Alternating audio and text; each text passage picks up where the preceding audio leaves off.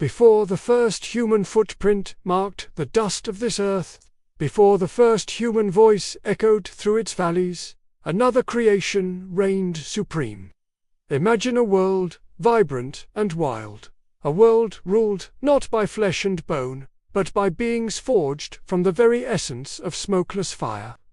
This is the story of the first creation, the world before man. The Quran tells us, in a verse that whispers of ancient times, "And we had certainly created man from clay, from an altered black mud.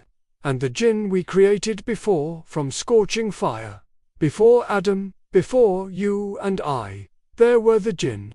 They were the original inhabitants of this planet, granted a form of existence we can only begin to comprehend. They built civilizations, forged societies, and possessed free will, just like us.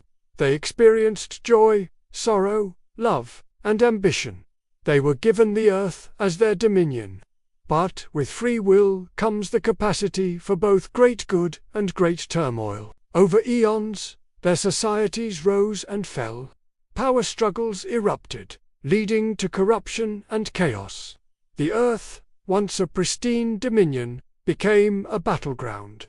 It was a world steeped in conflict, a world that had lost its equilibrium. The harmony of creation was fractured by the very beings entrusted to uphold it. The fire from which they were made, once a symbol of their unique creation, became a consuming blaze of discord.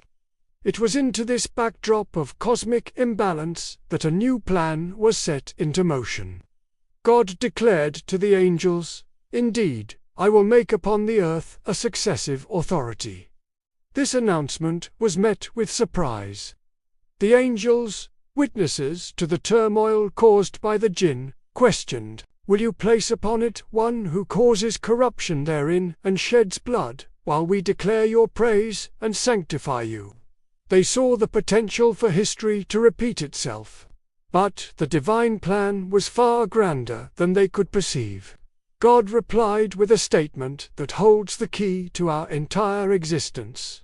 "Indeed, I know that which you do not know." A new creation was to be formed, not from fire, but from something entirely different. From the humble, grounding element of earth itself. From clay, from altered mud, the first human, Adam, was sculpted. This wasn't just the introduction of a new species. It was a profound act of cosmic rebalancing. The creation of humanity was the universe's answer to the chaos that preceded it. Fire versus earth, the volatile, smokeless flame of the jinn was now contrasted with the stable, nurturing soil of humankind. Where the jinn had brought discord, humanity was intended to be the agent of harmony, the cultivators of peace.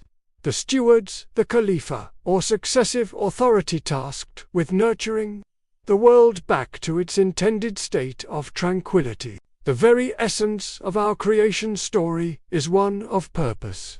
We weren't born into a perfect, peaceful garden that we then corrupted. We were born into a world that was already ancient, a world that had already known great conflict and imbalance. We were created with the inherent mission to mend, to build, to cultivate, and to restore. Our nature, derived from the earth, is to be grounded, to be patient, to bring life from stillness. Think about it. We are the farmers, the builders, the peacemakers, the artists. Our purpose is woven into the fabric of our being.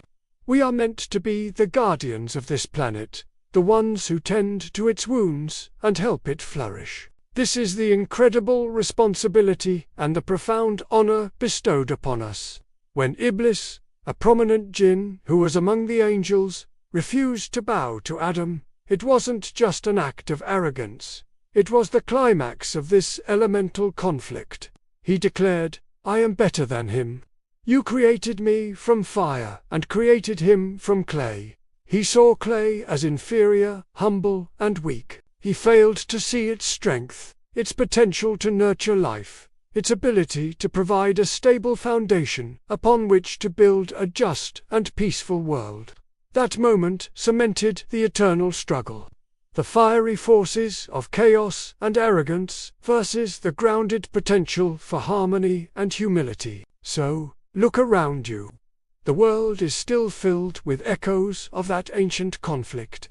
There is still chaos, there is still discord. But remember your origin. Remember your purpose. You were not born into a world of perfect peace.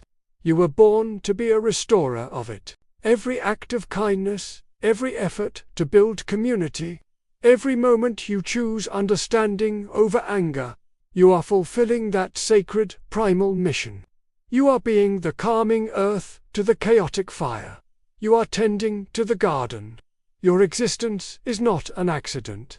It is the continuation of a divine plan to bring balance to the universe. You are a successor, a guardian, a force for harmony. That is your heritage. That is your destiny. Embrace it. Thank you so much for joining me on this journey into the deep past. If this story resonated with you, please consider liking this video and subscribing to the channel for more explorations into the profound narratives that shape our world. Until next time, be a force for peace.